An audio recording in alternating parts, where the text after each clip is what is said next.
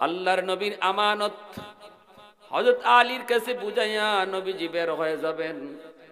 নবীজি বলতেছেন, আল্লাহ কেমনে বের হব? দুশ্মন তো ঘরের চতুর্দিকে ঘেরাও, কেমনে বের হই? বের হলেই তো ওরা দেখে ফেলবে। আল্লাহ বলে, বন্ধু, ও বন্ধু, হাতের মধ্যে এক মুষ্টি বালি নেও, দুশ্মনের দিকে সূরা ইয়াসিনের আয়াত পড়ে ফু দাও। নবীকে আল্লাহ ফু তো দিব, সামনের দিকে যদি ধুলা নিক্ষেপ করি পিছনের দুশ্মন তো বেঁচে যায়, পিছনে মারলে সামনের দুশ্মন তো বেঁচে যায়। আল্লাহ বলে, বন্ধু ধুলা নিক্ষেপ করা তোমার কাম, আর সবগুলি দুশ্মনের চোখ অন্ধ বানায় দেওয়া আমি আল্লাহর কাম। দ্বীনের নবী, মায়ার নবী, আমার আপনার নবী যেই মাত্র সূরা ইয়াসিনের আয়াত পড়ে তিনি ফু দিলেন, সাথে সাথে আল্লাহ সবগুলি দুশ্মনকে আল্লাহ অন্ধ বানায়া দিলেন। সবাই চোখ কসলাইতেছে, আর আমার আপনার নবী তাদের পাশ দিয়ে চলে গেলেন। পাশ দিয়ে নবী চলে গেলেন। ইবলিস ছিল এই জায়গায়। ইবলিসে কয়, মুহাম্মদ চলে গেল তো, তোরা তো দেখলি না, তোদের পাশ দিয়েই তো মুহাম্মদ চলে যাচ্ছে। কই কই যায়, কই যায়? সবগুলি দুশ্মন চোখ কসলায়। এই মুহূর্তে মায়ার নবী তাদের পাশ দিয়েই চলে গেলেন। ওগো মালিক, তোমার হাবিব আমানত বুঝায় গেল আলীর হাতে, কিন্তু তুমি তোমার আমানত কই পাঠাইতেছো? আল্লাহ যেন কয়, আমি আমার আমানত আবু বকরের কাছে পাঠাইতেছি। দ্বীনের নবী, মায়ার নবী, রহমতের নবী সিদ্দিক আকবরের দরজার সামনে এসে দাঁড়ালেন। নবীজি দাঁড়ায় আস্তে করে নক করলেন, আবু বকর। সাথে সাথে সিদ্দিক দরজা খুলে দিলেন। আল্লাহর নবীকে, আবু বকর, এত আস্তে করে ডাক দিলাম, এত আস্তে করে ডাক দিলাম, পিছনে দুশ্মন আমার পিছনে ধাওয়া করে। আবু জাহেল ঘোষণা দিছে, মুহাম্মদকে যে ধরতে পারবা 100 উট পুরস্কার। সবগুলি দুশ্মন পিছনে পিছনে ঘুরে। আমি নবী আস্তে করে একটা টোকা দিলাম। আস্তে করে আবু বকর বললাম, কেমনে তুমি দরজা খুলেছো? তুমি কি ঘুমাও নাই? এত গভীর রাত, তামাম দুনিয়া ঘুমায় আছে, মানুষজন ঘুমে, পাকপাখালি ঘুমে। আবু বকর কেমন করে দরজা খুলেছো? সাথে সাথে সিদ্দিক চোখের পানি ঝরায় কই, নবী গো, 40 দিন আগে বলেছিলেন আবু বকর, যে কোনো এক রাতে তোমাকে নিয়ে আমি নবী হিজরত করব, সতর্কতাই ক। মনে পড়েনি গো নবী, আজ থেকে 40 দিন আগে। আল্লাহ রসুল কয়, হ। সিদ্দিক বলে, সেই দিন থেকে কোন রাত আমি বিছানায় পিঠ লাগাই না। দরজার পাশে দাঁড়ায় দাঁড়ায় অপেক্ষা করি, কখন জানি আমার নবী, মায়ার নবী দরজার পাশে এসে ডাক দেয়। সেই ডাকের অপেক্ষায় আমি দাঁড়ায় দাঁড়ায় সারা রাত কাটায় দেই। হযরত ওমর বলতেছে, কান্দে আর কই ওমর, ওমর কান্দে আর কই, আবু বকর, ওই একটা রাতের নেকি, ওই একটা রাতের নেকি শুধু আমি ওমরকে দিবানি, আমি ওমর জীবনের সব নেকি তোমারে দিয়া দিমু। আমার মায়ার নবীকে নিয়ে রওনা দিয়েছো, নবীকে নিয়ে তুমি গারে সুরে আত্মগোপন করবা। ওই তো সেই পাহাড়, এত উঁচু পাহাড়, পাহাড়ের উঁচুতে সেই গার, সেই গুহা হলো পাহাড়ের উঁচুতে। আমার নবীকে নিয়ে তুমি পাহাড়ের নিচে অবস্থান করেছো। নবীকে বলেছো, নবী গো, পাহাড় বেয়ে বেয়ে সেই গুহায় পৌঁছতে আপনার বড় কষ্ট হবে, আপনি আমার পিঠে উঠেন। আমার রহমতের নবীকে নিজের পিঠে উঠাইয়া তুমি নিজে পাহাড় বায়া বায়া সেই গুহায় গিয়ে পড়ছ। সেই গুহার কিনারায় যেও তুমি নবীকে আগে ঢুকতে দাও নাই, দাও নাই। আল্লাহ নবীকে গুহার মুখে দাঁড় করায় তুমি বলছো, নবী গো, আপনি এখানে দাঁড়ান, আমি গুহাটা একটু পরীক্ষা করে আসি। এই গুহার ভিতরে কোনো জীব জানোয়ার আছে কিনা, হিংস্র কোনো পশু পাখি আছে কিনা। যদি ক্ষতি হয় আমি আবু বকরের ক্ষতি হোক, আমার যদি ক্ষতি হয় উম্মতের তেমন ক্ষতি হবে না। কিন্তু নবী গো, আপনি যদি আগে ঢুকেন, আপনার যদি কোনো ক্ষতি হয় গোটা উম্মত হালাক হয়ে যাবে। আমার নবীরে তুমি গুহার মুখে দাঁড় করায় নিজে যে আগে ঢুকছো। নিজে যে আগে ঢুকছো, সবগুলি গর্তের মুখ নিজের পাগড়ি চিরা চিরা সবগুলি গর্তের মুখ তুমি বন্ধ করেছো। একটা গর্তের মুখ বন্ধ করার মতো কাপড় ছিল না, নিজের পা দিয়ে সেই গর্তটা আটকায় রাখছো। এরপরে আমার নবীরে ডাক দিছো, ইয়া রাসূলুল্লাহ, আপনি ভিতরে আসেন। নবীর ভিতরে তুমি ঢুকাইছো। এরপরে আল্লাহর নবীরে তুমি বলছো, নবী গো বিশ্রাম নেন, কষ্ট হয়েছে, একটু আরাম করেন। আমার নবীকে নিজের উরাতে ঘুম পাড়ায় দিছো, অথচ ঘুমের প্রয়োজনটা তোমার বেশি ছিল। এ ভাই আবু বকর, জীবনের নেকি লাগবে না, তোমার জীবনের নেকি লাগবে না, শুধু ওই এক রাতের নেকি আমি উমরকে দিবানি। আমি ওমর জীবনের সব নেকি তোমারে দিয়া দিমু। আমার মায়ের নবীর নিজের উরাতে তুমি ঘুম পাড়াইছো, নবীজি তোমার উরাতে ঘুমায় রইছেন। এই অবস্থায় রহমতের নবী সরওয়ারে দু জাহান রাহমাতুল লিল আলামিন, দুনু জাহানের বাদশাহ তোমার উরাতে ঘুমাইতেছে। নয়ন জুড়ে জুড়ে নবীর চেহারা দেখতেছো, নয়ন জুড়ে জুড়ে তুমি দেখতেছো। ওই অবস্থায় তোমার যেই পাটা দিয়ে গর্তের মুখ আটকাইছো, এই গর্তের ভিতরেই ছিল বিষাক্ত সাপ। এই সাপে তোমার কামড় দিল, বিষের যন্ত্রণা, বিষাক্ত সাপের বিষ। এই যন্ত্রণা যে কামড় খাইছে সে বুঝে। এত বিষাক্ত সাপের যন্ত্রণা হজম করেছো দাঁতে দাঁতে কামড় দিয়া, তবুও বডি নড়াচড়া করো নাই। কামড় দিয়া কিরিমিরি খায়া তুমি হজম করেছো, তবু বডি নড়াচড়া করো না, কারণ রহমতের নবী দু জাহানের বাদশাহ তোমার উরাতে ঘুমাইতেছে। যদি বডি নড়াচড়া করো আমার নবীর ঘুম ভেঙে যেতে পারে, এজন্য তুমি নড়াচড়া করো না। সাহাবায়ে কেরাম রাদিয়াল্লাহু তাআলা আনহুমের অন্তরে নবীজির প্রতি কি পরিমাণ ভালোবাসা ছিল। নিজের জীবন যায় যাক, তবুও নবীর একটু আরামে কষ্ট হোক সেটা সাহাবীরা বরদাস্ত করতেন না। তাবুক যুদ্ধ থেকে ফিরতেছেন আল্লাহর নবী হযরত আলী রাদিয়াল্লাহু তাআলা আনহুর সাথে। নবীজি বলতেছেন, আলী আমি একটু টায়ার্ড, একটু বিশ্রাম নিব, তোমার উরাতে একটু ঘুমাই। আলী বলেন, ইয়া রাসূলুল্লাহ ঘুমান। নবীজি হযরত আলীর উরাতে মাথা রেখে একটু বিশ্রাম নিছেন, চোখ লেগে গেছে। অথচ আলীর আসরের নামাজটা পড়া হয় নাই। আলী ভাবতেছেন, আল্লাহ নবী উঠলে পরে আমি নামাজটা পড়লাম না, এখন তো দেখা যায় নবীজির চোখ লেগে গেছে, এখন কি করি। হযরত আলী পেরেশান, হায়রে এখন কি নবীরে ডাক দিমু, নাকি সূর্য ডুবে যাবে, আমার নামাজ কাজা হয়ে যাবে। আলীর মন বলতেছে, সাবধান আলী, সূর্য ডুবে যায় ডুবে যাক, নামাজ কাজা হয়ে যায় হয়ে যাক, তবু রহমতের নবীর ঘুম ভাঙাবি না। সূর্য ডুবে গেল, নবীজির ঘুম ভাঙছে। আল্লাহ নবী দেখেন আলীর চেহারাটা বিবর্ণ। নবী জিজ্ঞেস করেন, আলী সমস্যা? বলে, ইয়া রাসূলুল্লাহ আসরের নামাজ পড়তে পারিনি।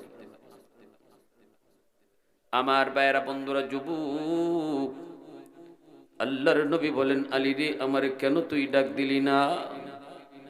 আলী কই, নবী গো আমার মন কি জিজ্ঞেস করেছি, মন কই না রে আলী, সূর্য ডুবে যায় ডুবে যাও, যেই নবীর উসিলায় তুই নামাজ পাইলি ওই নবীর ঘুম ভাঙ্গায়া নামাজের দরকার নাই।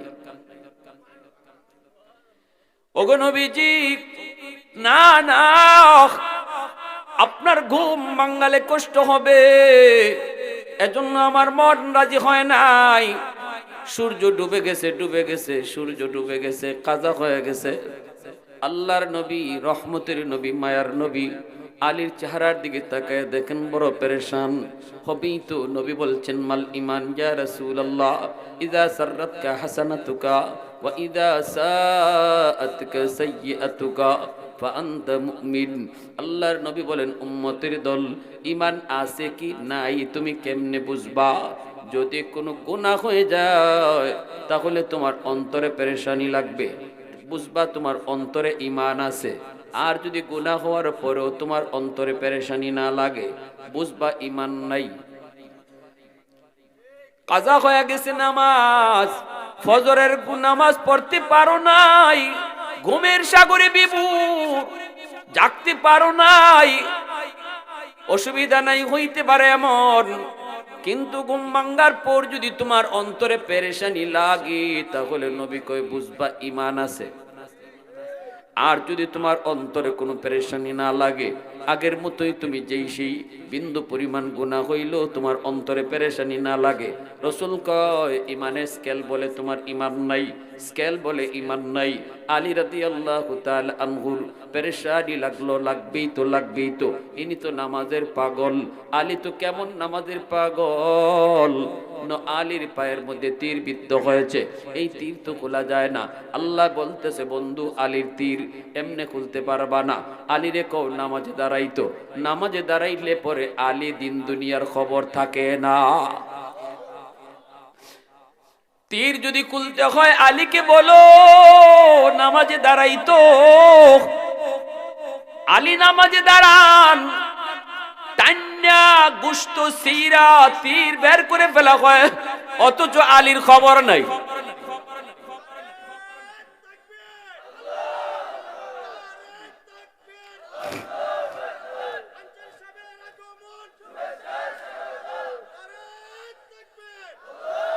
আর যেই আলী নামাজের আগে তীর ধরলে পরে চিৎকার দিয়ে উঠতেন, সেই আলী নামাজের ভিতরে তীর খোলার পরেও কয় নবী গো, নামাজ তো শেষ করে ফেললাম, তীর খুললেন না কেন?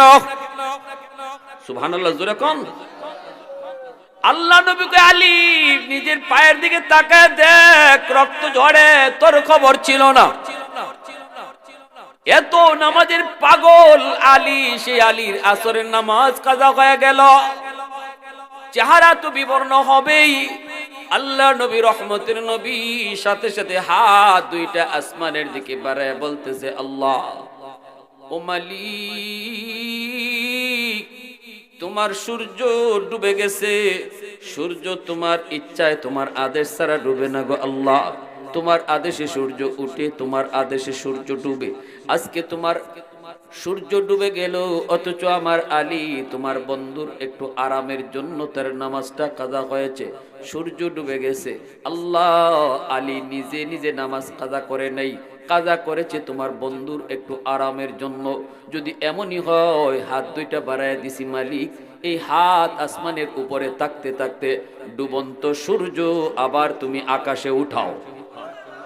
আল্লাহু আকবার, জোরে খাও। ওগো মালিক, ডুবন্ত সূর্য আকাশে উঠাও, যেন আলী টাইম মতো আসরের নামাজ পড়তে পারে। আল্লাহু আকবার। আমার নবী হাত উপরে উঠানো থাকতে থাকতে ডুবন্ত সূর্য আল্লাহ আবার আকাশে উঠায় দিছেন। রদ্দে শামস নামক কিতাবের ভিতরে লিখেন, নবীজির হাতের এত দাম, ওই হাত উপরে থাকতে থাকতে আল্লাহ পাক ডুবে যাওয়া সূর্য আবারও আকাশে উঠে দিছে। আলী টাইম মতো আসরের নামাজ আদায় করেছেন। উলফত মে তেরি ওয়াইসি নে দন্দান কুতুরা, বু বকর উমর নকশ কদম তেরা ন ছুরা। উলফত মে তেরি ওয়াইসি নে দন্দান কুতুরা, बू बकर उमर नक्श कदम तेरा न छोरा। अयो शाक नबी वाके असरार मदीना, सुल्तान का सुल्तान है सुल्तान मदीना, सरकार का सरकार है सरकार मदीना, गुलजार का गुलजार है गुलजार मदीना। मोहब्बतेर साथे आवाज दिया बोलेन अल्लाहु আকবার। এজন্য হযরত আবু বকর সিদ্দিক বলে, ইয়া রাসূলুল্লাহ, ওগো নবীজি আমি আপনাকে ডাক দেই নাই। নবীজি বলতেছে, আবু বকর কি হয়েছে একটু কও। বলে নবী গো পায়ে কামড় দিয়েছে। বলে কিসে? কয় বিষাক্ত সাপ। আল্লাহর নবী তার পবিত্র লব মুবারক আঙ্গুলের মধ্যে নিয়া ওই কাটা জাগানোর মধ্যে লাগানো মাত্রই বিষাক্ত সাপের বিষকে পানি করে দিলেন কে? নবীজির লবের মধ্যে কি পরিমাণ অ্যান্টিবায়োটিক ছিল, কি পরিমাণ অ্যান্টিবায়োটিক আমার রাসূলের লবটার মধ্যে। বিষাক্ত সাপের বিষ সাথে সাথে আল্লাহ পানি বানিয়ে দিয়েছে। এইবার নবী কই, রে সাপ গর্ত থেকে বের হ। আল্লাহু আকবার। নবীর আদেশ পাওয়া মাত্রই সাপটা গর্তের ভিতর থেকে বের হয়ে আসলো। নবীজি বলতেছেন, সাপরে বল, কেন তুই আমার আবু বকরের পায়ে কামড় দিলি? মুহূর্তের ভিতরে আল্লাহ পাক সাপের জবান আল্লাহ খুলে দিয়েছেন। সাপ ডাক দিয়া কয়, ইয়া রাসূলুল্লাহ, নবী গো, আমি মাপ চাই, মাপ চাই, আগে আমার মাফ করেন গো নবী। আমি ইচ্ছা করে আপনার আবু বকরের পায়ে কামড় দেই নাই, আমি বাধ্য হয়ে কামড় দিয়েছি গো নবী। ও গো নবীজি, এই গুহায় আমার বাসস্থান ছিল না, আমার বাসস্থান ছিল ওই যে দেখেন খেজুর বাগান, এই খেজুর বাগানেই আমি থাকতাম, এখানেই আমি রাত দিন কাটাইতাম। একদিন আমার খেজুর বাগানের পাশ দিয়ে দুইজন তাওরাত কিতাবের পণ্ডিত যায়, একজন আরেকজনকে বলতেছে, দোস্ত, ওই যে দেখো একটা গুহা, ওই গুহার নাম হলো গারে সুর। এই গারে সুরের কথাই আল্লাহ তাওরাত কিতাবের ভিতরে উল্লেখ করেছেন। এই সেই গুহা, যেই গুহায় আখিরি নবী হিজরতের রাতে অবস্থান করবেন। এই সেই গুহা, এই সেই গুহা নবী গো, আমি তাদের কথাগুলা শুনে ফেলেছিলাম। ওই দিন থেকে আমি নিয়ত করেছি আর আমি এই বাগানে থাকবো না, শুধু এক নজর আপনাকে দেখার জন্য নিজের বাড়ি সাইরা গুহায় আশ্রয় নিয়েছি, এক নজর আপনাকে দেখব। আমি বেশি দূরেও যাই না গো নবী, বেশি দূরে যাই না, খাবারের জন্য বেশি দূরে যাই না, অল্প কিছু জায়গার ভিতরে যা পাই তা খাইয়াই দ্রুত চলে আসি, কখন জানি আপনি আবার চলে যান। আজ আমার দীর্ঘদিনের সেই মনের আশা, আজ আমার দীর্ঘদিনের সেই মনের আশা পূরণ হতে চলছে, কিন্তু পারি না। আপনার আবু বকরের পা, আপনার আবু বকরের পায়ের কারণে বের হতে পারি না, পারি না। আর কোনো মুখও নাই, বের হওয়ার কোনো রাস্তাও নাই। বাধ্য হয়ে আপনার বন্ধুর পায়ে কামড় দিয়েছি, পাটা সরাইছে, আমি বের হইয়া নয়ন জোরে আপনারে দেখছি। আল্লাহ নবী, রহমতের নবী, মায়ার নবী, দয়ার নবীর সামনে সাপ এইভাবেই বিবরণ দেয়। ভাইয়েরা, বন্ধুরা, এজন্যই হযরত ওমর কই, ভাই আবু বকর, আমি ওমরের সব জীবনের সব নেকি তোমাকে দিলাম, বিনিময়ে তুমি আমাকে শুধু ওই রাতের নেকিটা তুমি দিবানি।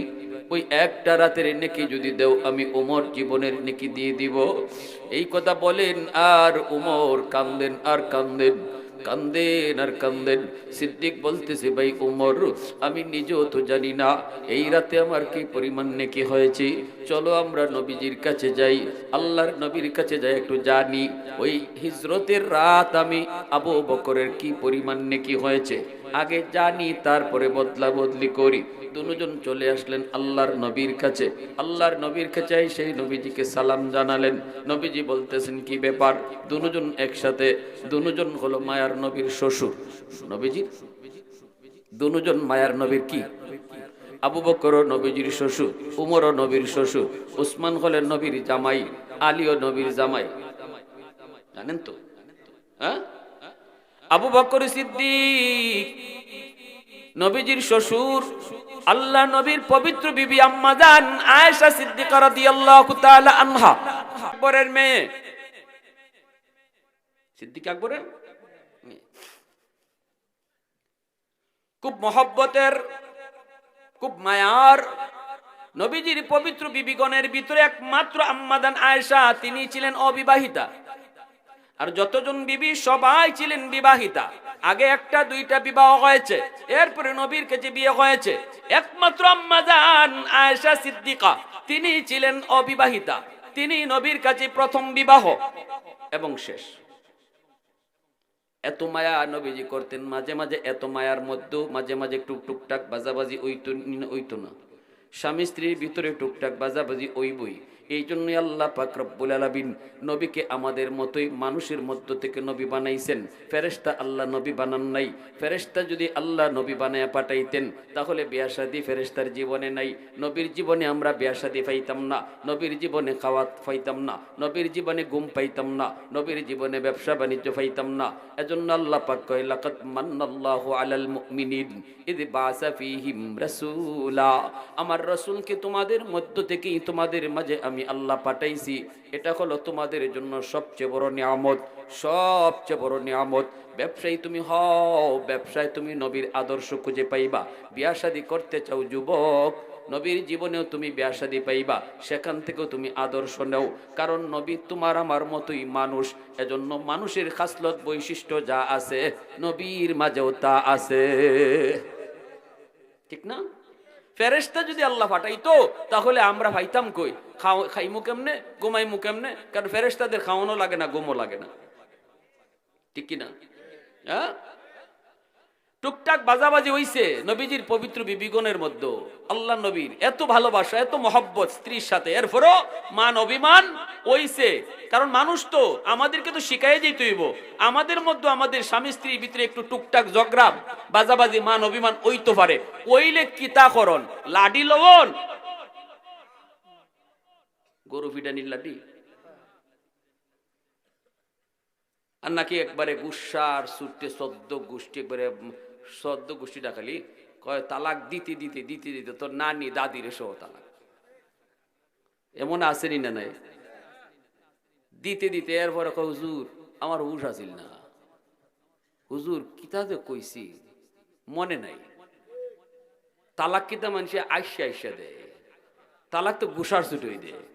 তে হুজুরের কাছে এই কথা কর অর্থ কি? হুজুর গুসার ছুটে কইলিছি, গুসার ছুটে কইছেন, তালাক তো গুসার ছুটি দেয়।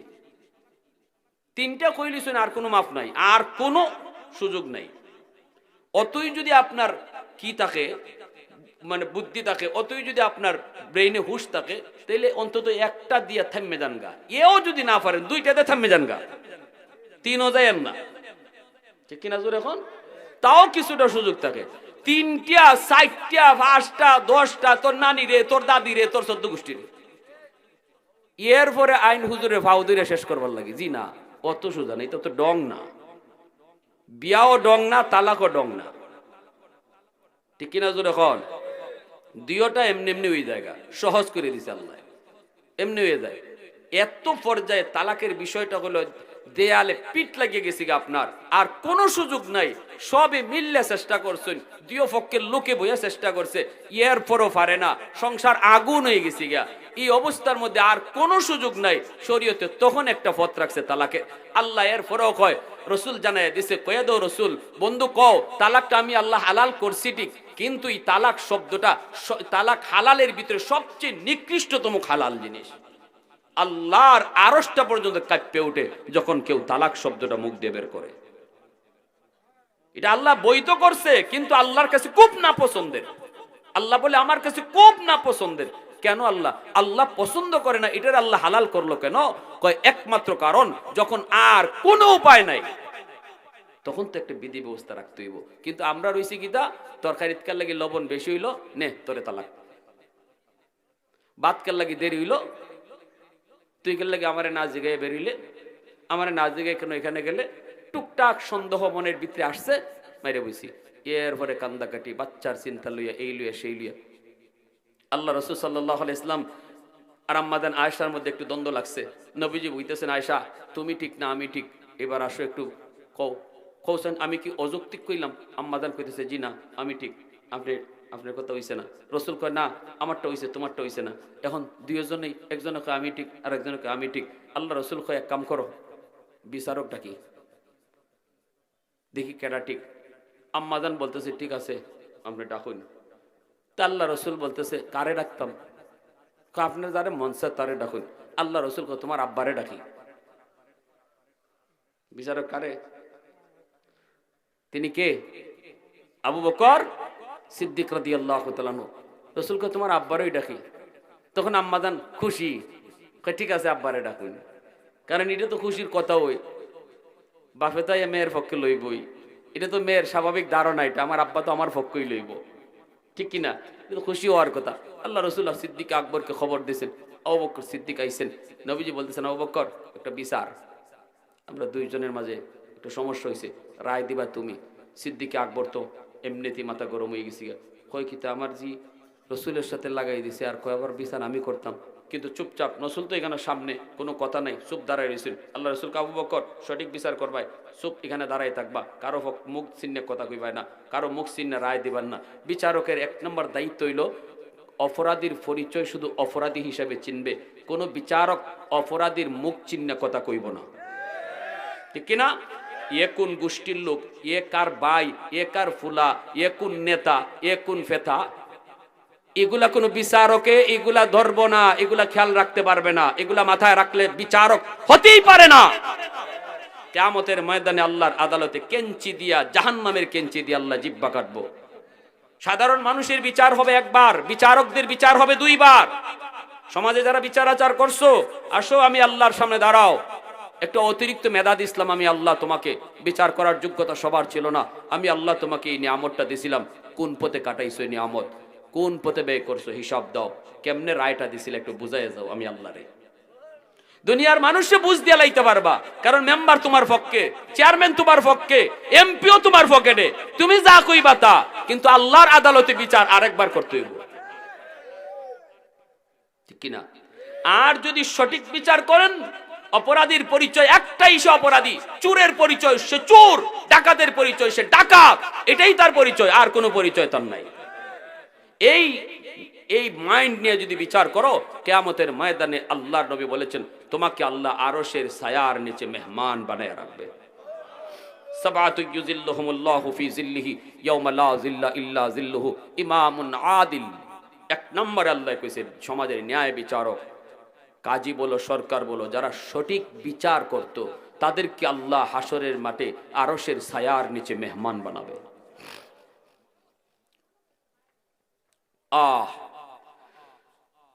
সিলেটের একজন উপজেলা চেয়ারম্যান ছিলেন, আলেম, বালাগঞ্জের।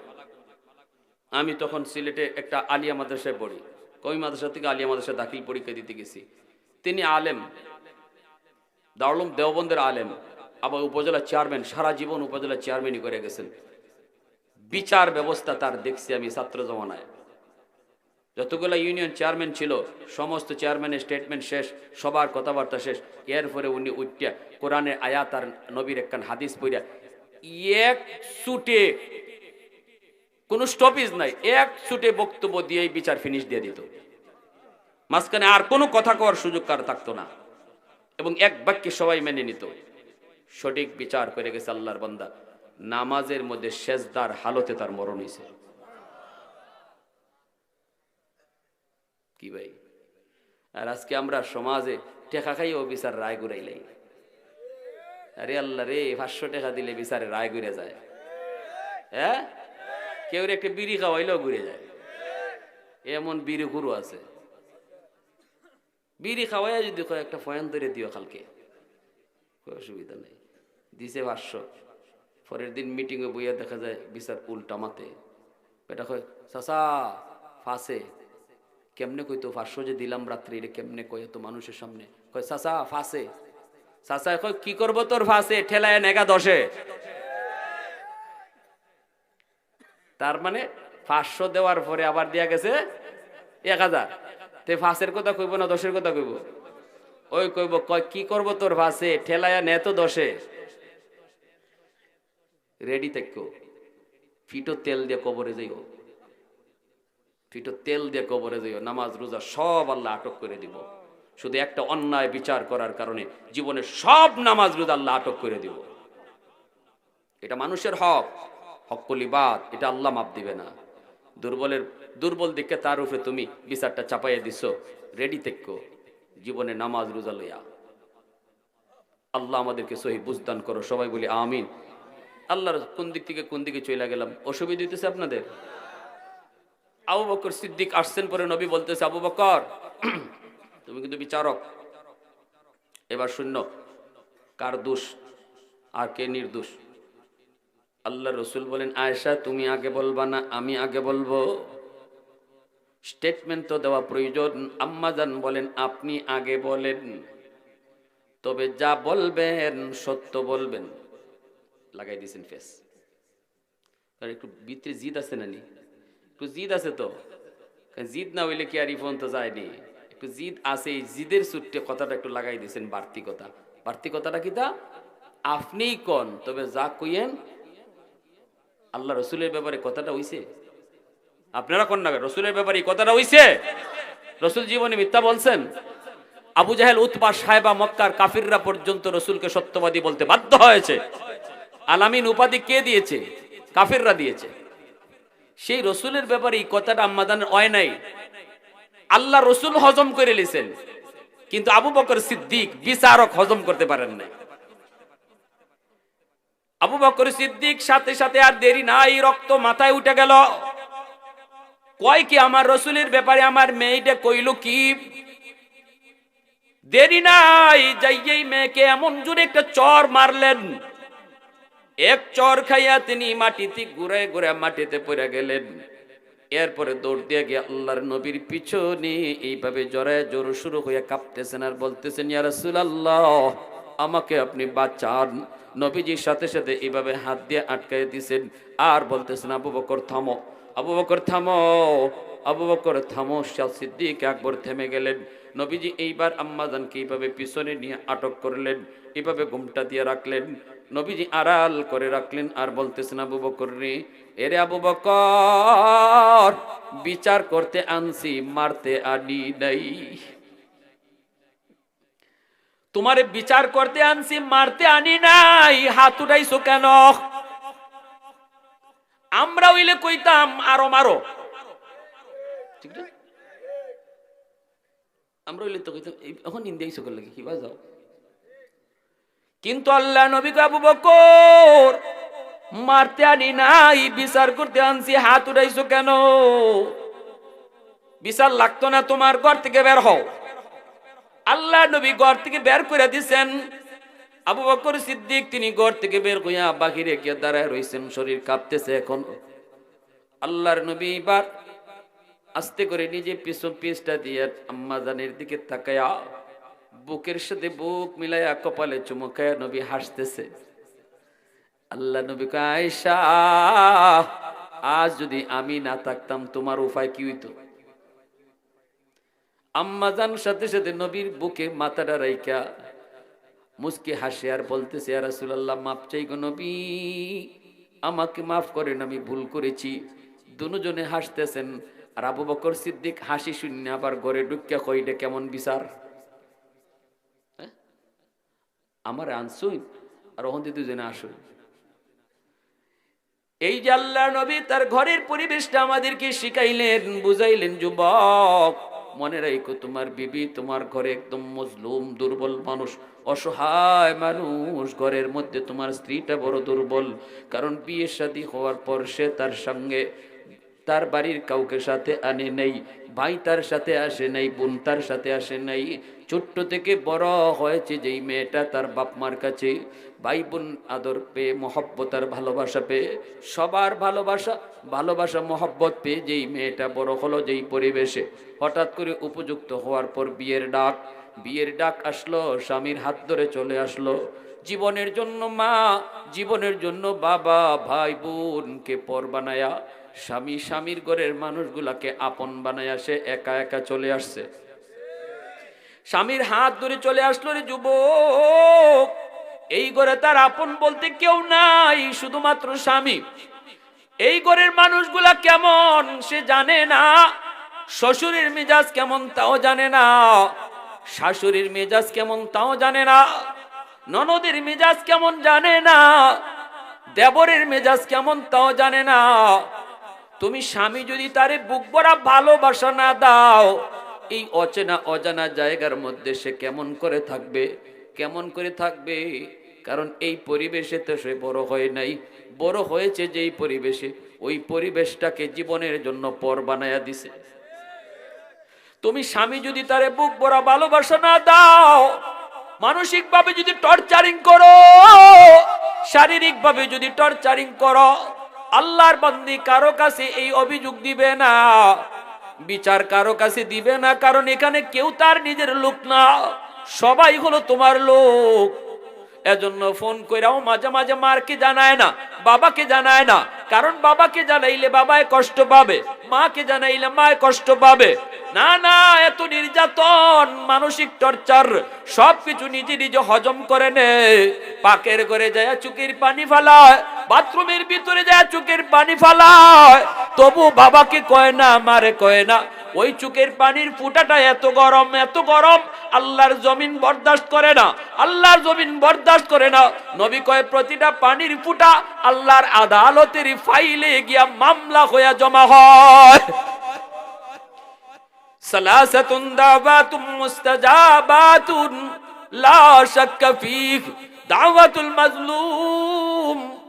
নবী কই তিন ব্যক্তির দোয়া বদদোয়া আল্লাহর দরবারে সরাসরি কবুল। এর ভিতরে এক ব্যক্তি হলো মজলুম, দুর্বলের দোয়া বদদোয়া। ঘরের ভিতরে তোমার স্ত্রী হলো তোমার কাছে সবচেয়ে দুর্বল, এই ঘরে স্ত্রী হলো সবচেয়ে দুর্বল, এজন্য সাবধান। নবী কই ইত্তাকি দাওয়াতাল মাজলুম ফাইন্নাহু লাইসা বাইনাহা ওয়া বাইনাল্লাহি হিজাব।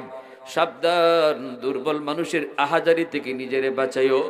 এরে যুবক, এজন্য বলি বুক ভরা ভালোবাসা দিও বিবিটারে, মহব্বত কইরো, ভালোবাসো, কারণ সে অসহায়, তোমার ঘরে সে দুর্বল। সে যদি অন্তর থেকে দোয়া করে তোমার ভালোবাসা মহব্বত পায়া, নবী কয় তার দোয়াটাও আল্লাহর দরবারে সরাসরি কবুল। ভাইরা আমার, এই আবু বকর সিদ্দিক রাদিয়াল্লাহু তাআলা আনহু, আল্লাহর নবী হযরত ওমর সহ দুজন নবীর দরবারে হাজির হয়ে সালাম জানান। আল্লাহর নবী কয় কি ব্যাপার? অসময়ে দুজন কারণ কি? দুজন বলতেছে ইয়া রাসূলুল্লাহ, আমরা এসেছি একটা জটিল সমস্যা নিয়া। নবী কয় কোন সমস্যা একটু কও। কয় সমস্যা হলো আমরা দুজন জীবনের নেকি বদলা বদলি করতে চাই, কিন্তু নবী গো, ওগো নবী, উমর তো এমন এক কথা কইছে আমি নিজেও বুঝতেছি না এটা কেমন কথা। নবী কই বলো কোন কথা? কই উমর বলতেছে তার জীবনের সব নেকি আমাকে দিয়ে দিবে, বিনিময়ে আমার জীবনের সব নেকি চায় না, উমর শুধু এক রাতের নেকি চায়। ওগো নবীজি, আমি নিজেও জানি না ওই রাতে কি পরিমাণ নেকি আমার হইছে, আগে তো জানতে হবে, তারপরে তো বদলা বদলি। আল্লাহ নবী বলতেছি এটা কোন রাত? সিদ্দিক বলে সেই রাতটা হলো আপনার সাথে হিজরতের রাত। মায়ার নবী, দয়ার নবী, রহমতের নবীর চোখ দিয়ে টলটল করে পানি পড়ে। নবী বলতেছে আবু বকর, ওই রাতে তোমার কি পরিমাণ নেকি হইছে তুমি বুঝি জানতে চাও? উমর সহ গোটা উম্মতের নেকি যদি এক পাল্লায় রাখা হয়, আর আবু বকরের ওই রাতের নেকি যদি এক পাল্লায় রাখা হয়, আমার আল্লাহ জানাইছে তোমার পাল্লা ভারী হয়ে যাবে। আওয়াজ দিয়া কন্যা সুবহানাল্লাহ। सिद्दीक तेरा नाम से इस्लाम रहेगा, सिद्दीक तेरा नाम से इस्लाम रहेगा, दुनिया की सदाकत में तेरा नाम रहेगा, दुनिया की सदाकत में तेरा नाम रहेगा, फारूक तेरा नाम से इस्लाम रहेगा, दुनिया की अदालत में तेरा नाम रहेगा, दुनिया की अदालत में तेरा नाम रहेगा, उस्मान तेरा नाम से इस्लाम रहेगा, दुनिया की सखावत में तेरा नाम रहेगा, हैदर तेरा नाम से इस्लाम रहेगा, दुनिया की शजाअत में तेरा नाम रहेगा, मुआविया तेरा नाम से इस्लाम रहेगा, दुनिया की सियासत में तेरा नाम रहेगा। मुसलमाনের আওয়াজে কোন আল্লাহু আকবার। এজন্য আমার ভাইরা, হযরত আবু বকর সিদ্দিক যেই মাত্র নবীর কাছ থেকে এই খবর পেলেন, সাথে সাথে সিদ্দিক বলতেছে ভাই ওমর মাপ চাই, আমি বদলাইতে রাজি না। এর যুবক, বসার আগে তোমার আমার নাম ছিল গুনাহগারের খাতায়, কিন্তু এই ওয়াজ মাহফিলে বইসা যদি দিলে তুমি কো আল্লাহ, জীবনে নিয়ত করেছিলাম আর কিছুদিন পরে নামাজ ধর্ম গুনাহ ছাড়মু, কিন্তু চোখের সামনে দেখলাম বন্ধু কবরে চলে গেল, খেলার সাথী কবরে চলে গেল, সন্ধ্যার সময়ও একসাথে বসে গল্প করলাম। গভীর রাতে মাইকে তার মৃত্যুর সংবাদ। কার জন্য কোন রাত, জীবনের শেষ রাত কেউ জানি না। আল্লাহ ঘুমাইলে পরে ঘুম থেকে উঠবো কিনা তাও জানি না। আল্লাহ এই মাহফিল থেকে উইটা আল্লাহ সকাল আমার জীবনে আসবে কি আসবে না তাও জানি না। আল্লাহ এই মুহূর্তে আমি তওবা করলাম, আর জীবনে নামাজ ছাড়বো না, আর জীবনে নাফরমানি করবো না, আর জীবনে মার কলিজায় বাবার কলিজায় ব্যথা দিব না। এ যুবক, এই কথাগুলা তুমি ইমাম সাহেবরে শুনাইয়া বলতে হবে না, তোমার পাশে যে বসা তারও শুনে বলতে হয় না, চেয়ারম্যানের মেম্বারের কাছে যাইয়া অপরাধ বলতে হয় না। দিলে দিলে শুধু তুমি বলছো, দিলের খবর জানছেন আমার আল্লাহ।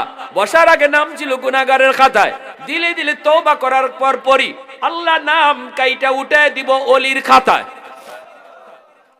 মুহূর্তের ভিতরে নাম হয়ে গেল ওলির খাতায়। এজন্য এই জমিনের ভিতরে সবকিছু করতে সময় লাগে। সময় লাগে না শুধু এক কাজে, সেটা হলো আল্লাহর ওলি হওয়া। সব কাজে সময় নাই, শুধু এক কাম, সেটা হলো আল্লাহর ওলি হওয়া। মুহূর্তের ভিতরে আল্লাহর ওলি হওয়া যায়। এজন্যই তো মূসা নবী কইছিল, আল্লাহ এই জমিনের ভিতরে সবচেয়ে বড় নাফরমান কেডা, তুমি একটু আমারে দেখাইবানি। মূসা নবী তিনি তো আল্লাহর সাথে 4000 বার জমিনে বৈশা কথা কইছেন। মূসা নবী আল্লাহর সাথে কথা কইছেন, আমি আপনিও আল্লাহর সাথে কথা কই। কিন্তু মূসা নবী কেমনে কইছে আর আমি আপনি কেমনে কই? মূসা নবী একদিন আল্লাহরে কইছে, আল্লাহ ও মালিক, তুকাল্লিমু মাই হাল তুকাল্লিমু আহাদান গায়রি, আমি ছাড়া আর কারো সাথে তুমি কথা বলবা নাকি? আল্লাহ কয়, মূসা তোমার সাথে আমি কথা বলি, কিন্তু তোমার মাঝে আমার মাঝে একটা পর্দা আছে, বাইনি ওয়া বাইনাকা হিজাব, তোমার মাঝে আমার মাঝে একটা পর্দা আছে, তুমি পর্দার ওই প্রান্তে, আমি পর্দার এই প্রান্তে।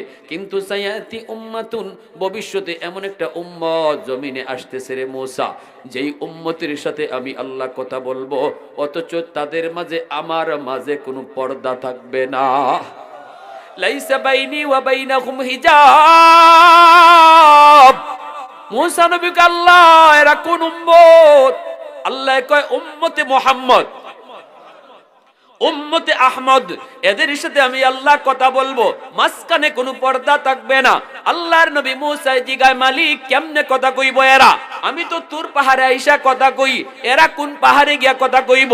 আল্লাহ কই, না, কোনো পাহাড়ে না, এরা যখন নামাজে দাঁড়াইব তখনই আমার সাথে কথা কইব।